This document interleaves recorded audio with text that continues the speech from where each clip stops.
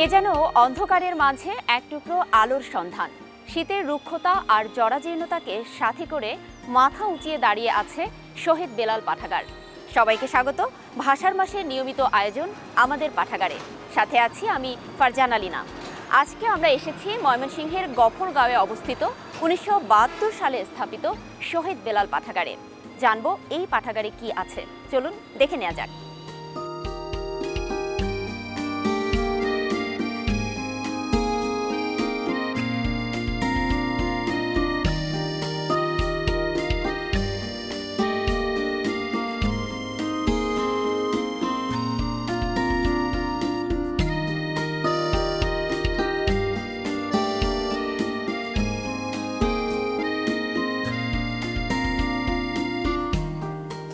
আমার সাথে আছেন গফরগাঁও থিয়েটারের সাধারণ সম্পাদক এবং শহীদ বেলাল পাঠাগারের পরিচালনা পরিষদের সদস্য সুলতান আহমেদ।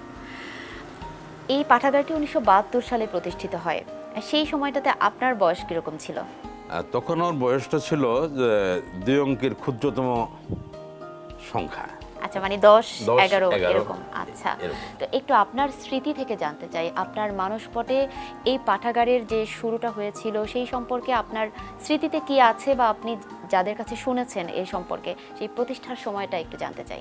1972 সালে তো আমরা খুব ছোট বলা চলে, কিন্তু অনেক স্মৃতিগুলি আমাদের একেবারে উজ্জ্বল। মুক্তিযুদ্ধের স্মৃতি অনেক কিছু আমাদের উজ্জ্বল। মুক্তিযুদ্ধোত্তরকালে শহীদ বেলাল, যিনি গফরগাঁও কলেজের 4র্থ বর্ষের ছাত্র ছিলেন, তিনি ছিলেন মুক্তিযুদ্ধের একজন মহান মুক্তিযুদ্ধের একজন সংগঠক এবং মুক্তিযুদ্ধের শহীদ, নেতৃত্বস্থানীয় ব্যক্তি ছিলেন। তো শহীদ বেলালকে স্মরণীয় করার জন্য তার মুক্তিযুদ্ধ বন্ধুরা এবং গফরগাঁওয়ের কিছু কালচারাল মানুষ, যেমন শামসু ভাইয়ের মতো একজন নিবেদিত প্রাণ মানুষ, তারা চিন্তা করলেন বেলালকে অমর করে রাখার জন্য একটা কিছু করা দরকার। তখন তারা চিন্তা করলেন যে বেলালের নামে, শহীদ বেলালের নামে একটা পাঠাগার করা যায় কিনা। এটা আমাদের শোনা, কারণ আমরা তো তখন সরাসরি অংশ নিতে পারি নাই। এবং তখন তারা বেলাল আহমেদের নামে এই শহীদ বেলাল পাঠাগার, তার স্মৃতি হিসাবে শহীদ বেলাল পাঠাগার গঠন করেন। এখন যে অবস্থায় আছে এই পাঠাগার, সেখান থেকে আসলে আপনারা কি ভাবছেন? সামনে এর রক্ষণাবেক্ষণ বা আরো বেশি সংরক্ষণের জায়গাটা নিয়ে কি ভাবছেন? আসলে আমি নৈরাশ্যবাদী না, যে অনেক উত্থান পতন হয়, আবার অনেক সংগঠনের দেখেছি উত্থান পতন হয়েছে। এটাও আজকে স্থবির আছে। আমি আশা করি একদিন এই সমৃদ্ধ একটা পাঠাগার, এই পাঠাগারে এটার সমৃদ্ধি আরও উত্তরোত্তর বৃদ্ধি পাবে। কারণ মানুষ আসবে, পড়তে হবে, মানুষকে পড়তে হবে।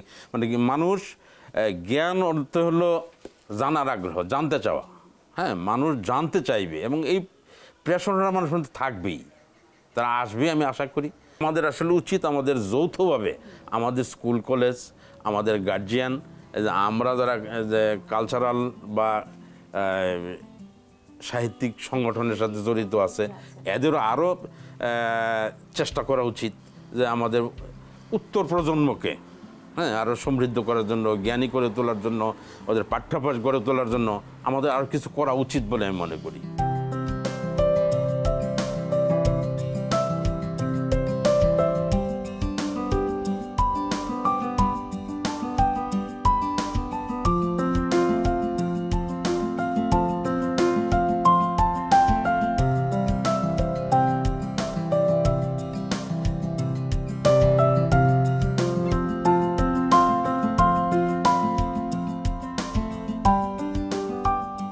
বর্তমান বিশ্বে আধুনিক প্রযুক্তির দৌরাত্ম্যে এবং মুঠোফোনের চাপে সবচেয়ে কঠিন বিষয় হলো বই পড়ার ক্ষেত্রে মনোযোগ ধরে রেখে বই পড়তে বসা।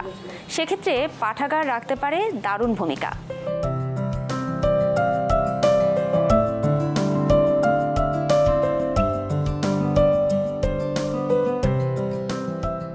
আমরা যে সময়ের যুবক, যে সময়কার, সে সময়ে আমাদের যাদের একটু আগ্রহ ছিল যে পাঠ্য বইয়ের বাইরে কিছু পড়াশোনা করার, তাদেরকে ওই মোটামুটি লুকিয়ে অথবা পড়াশোনার ফাঁকে কোনো বড় পরীক্ষার অবসর সময়ই শুধু বই পড়ার সময় পাওয়া যেত। এবং পড়ার জন্য আমরা তো আগ্রহী ছিলাম, এখনের যুগের সাথে তুলনা করলে মনে হয় এখন যেন উল্টো হয়ে গেছে। এটা প্রগতির বলি, যুগের বলি, অথবা বলি যে মানসিকতার পরিবর্তন বলি, আচ্ছা, এর প্রভাব সর্বত্রই। সেক্ষেত্রে আসলে আপনারা এখন নতুন কৌশল হিসেবে কি করতে পারেন মনে করেন যে সন্তানদেরকে বই পড়তে উদ্বুদ্ধ করার ব্যাপারে? আমরা আগ্রহী না এটাও বলবো না। এখন যেরকম আমরা কাগজে বইগুলো, যেটা আমরা একমাত্রই আমাদের মানে পড়ার ব্যবস্থা ছিল, এখন কাগজে বই ছাড়াও বিভিন্ন অনলাইন মাধ্যম অথবা ট্যাবলেট বা বই পড়ার জন্য বিভিন্ন কম্পিউটার যন্ত্র, এগুলো দিয়ে তারা এগুলো পড়ছে। যারা আগ্রহী তারা এখনও পড়ছে। পড়ছে না এটা আমরা বলবো না, তবে আগে যে পরিবেশটা ছিল, এখানে এসেই আমরা যে দেখতাম যে বিরাট লম্বা লাইন ধরে আমরা বসে পড়াশোনা করতে নিয়মিত, ওরকম আগ্রহী এখানে কম পাওয়া যায়। আচ্ছা, বাসায় হয়তো বসে মোবাইলে তারা পড়ছে, ট্যাবলেটে পড়ছে, কম্পিউটারে পড়ছে, ল্যাপটপে পড়ছে। তবে এখনকার যে সারা বিশ্ব হাতের মুঠোর মধ্যে ওই বিভিন্ন ঝলসানিতে এই জ্ঞানের ঝলকটা ওদের কতটুকু আকৃষ্ট করতে পারছে সে নিয়ে আমার সন্দেহ আছে।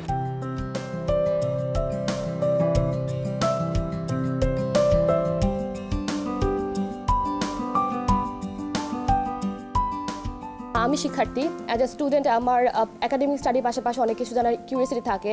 আর পাঠাগারে একমাত্র ওয়ে যার মাধ্যমে আমরা আমাদের কৌতূহলগুলো পূরণ করতে পারি, এবং একটি পাঠাগার থাকলে আসলে আমাদের জ্ঞানটাও সমৃদ্ধ হয়। পাঠাগারকে যদি যুগের সাথে উপযোগী করে আরও ডিজিটালাইজ করা যেত তাহলে আরও ভালো হতে বলে আমি মনে করি। আমাদের বইয়ের প্রতি আরও নিজেদের আগ্রহ বাড়াতে হবে, ডিভাইস থেকে বের হয়ে, আর ছোটোদেরকেও বুঝাইতে হবে। আমাদের নিজস্ব দায়িত্ব তো আছে অবশ্যই, যাতে এড়ানো যাবে না। ছোটোদেরকেও কেমন বই পড়লে বইয়ের প্রতি বইয়ের যে গুণটা আর কি, কার্যকরীটা, ওইটা বুঝাইতে হবে আর কি। টিভির রেডিয়েশনটা ভালো নয়, আর আমরা যখন বই পড়ি তখন এটা আমাদের মস্তিষ্ককে ভালোভাবে এটা অ্যানালাইজ করতে সাহায্য করে, আর এটা বিমূর্ত থেকে আমি সামনে ইমাজিন করতে পারি, আর এটা ভালোভাবে অনুভব করতে পারি যখন আমি এটা বইয়ে পড়ি।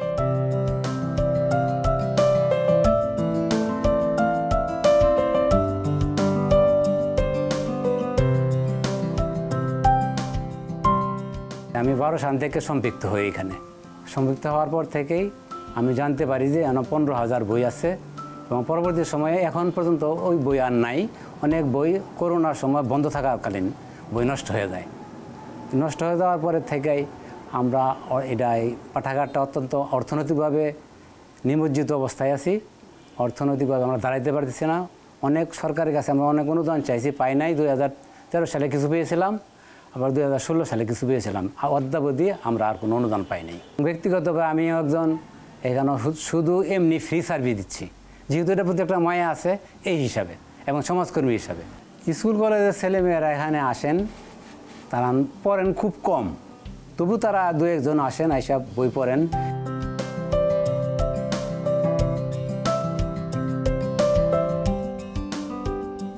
চেতনার বিপ্লবে বইয়ের বিকল্প নেই। বই পড়ুন, জ্ঞানের জগতে প্রবেশ করুন।